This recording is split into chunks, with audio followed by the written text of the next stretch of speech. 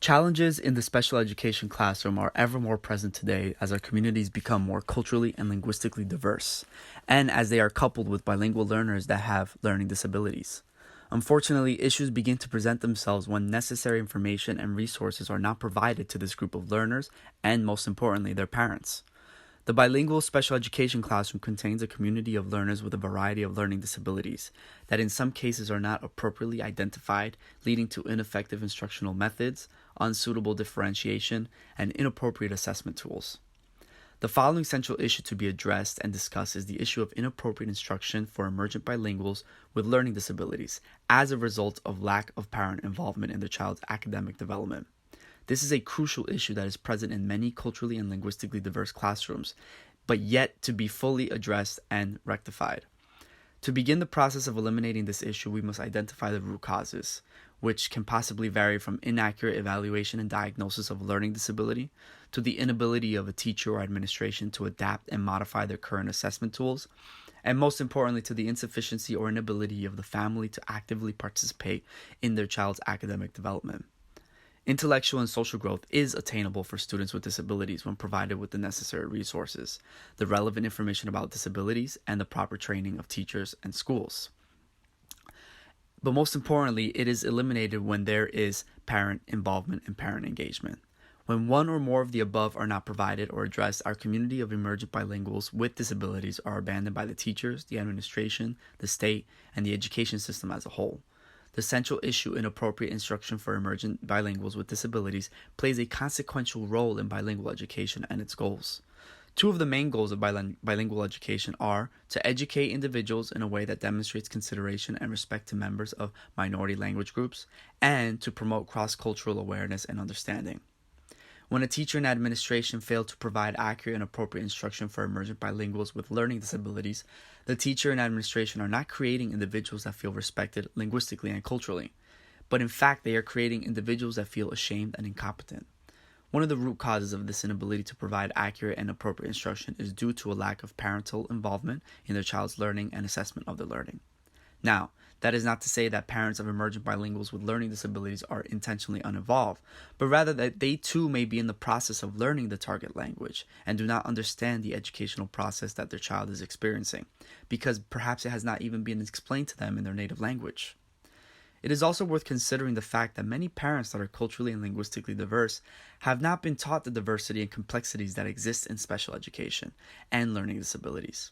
Not providing these educational opportunities for the parents of the students clashes with the bilingual education goals of considering and respecting the members of minority language groups. As teachers, we must not only work with the students, our colleagues, our administration, and the policies in our system, but also, most importantly, work with the parents of our students and encourage involvement and education that they may need to better support their child's intellectual and social development.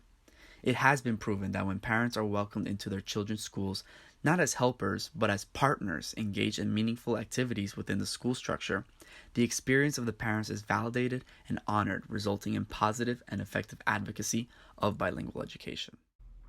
Parent involvement is crucial to the correct placement of English language learners in special education services. Students from English-speaking families have parents that are heavily involved in their IEP process.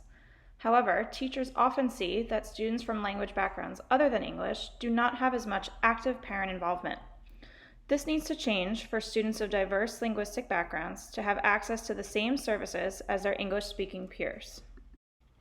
Lack of parent involvement is not due to lack of interest, but rather lack of resources in their native language, as well as potential language barriers between staff and parents.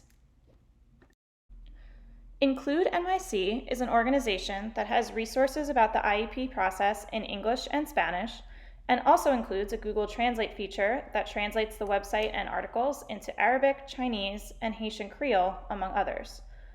There are workshops that parents can attend, as well as tip sheets for navigating the IEP process, and a phone number that they can call with any questions. Advocatesforchildren.org is another great resource for parents.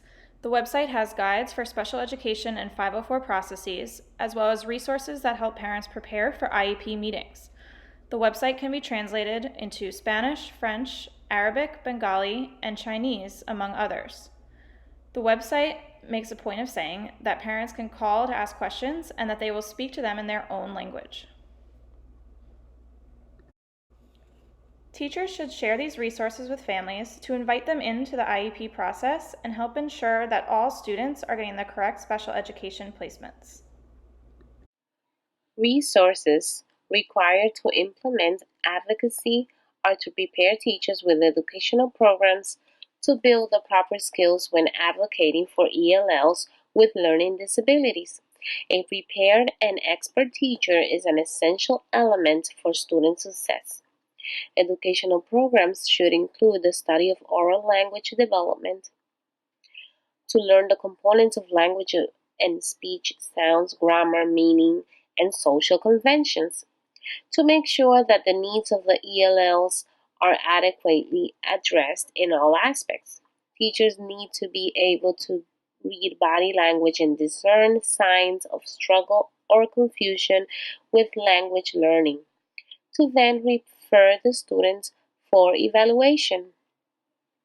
Academic language is when teachers know the academic languages that are used for instructions and the connection tasks found in textbooks and assessments. Cultural diversity is when teachers see the role of culture in language development and academic achievement. They must acculturate themselves by talking to parents and gathering background knowledge about their cultures. This will enable the teacher to understand and to know how to help those struggling students.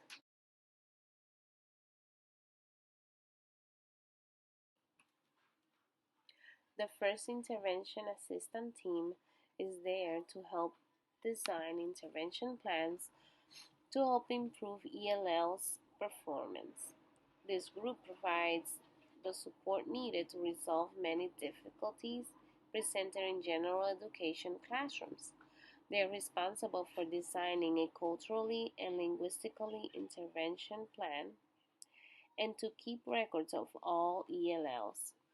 Another resource that teachers may use together with the intervention plan is the clinical teaching. That allows the teacher to teach skills or concepts and to reteach students using alternate strategies when students are not achieving the initial goal. If students are not meeting the desired goals, for instance, if they keep struggling, teachers may assess those students with informal curriculum based assessment, with observations, work samples, data gathered. Then the teacher may differentiate students' work to decrease the gap that is presented. An essential resource that teachers may use when addressing the needs of students presenting behavioral and academic difficulties is the teacher assistant teams. The teacher assistant team is composed of 4 to 6 general education teachers and school administrators to seek assistance for those students as soon as they observe that the intervention in the classroom is not working and just on time before referring students to special education. This program minimizes the referral and facilitates the integration of students with a learning disability. Most importantly, the program will help design effective interventions for students with learning disabilities.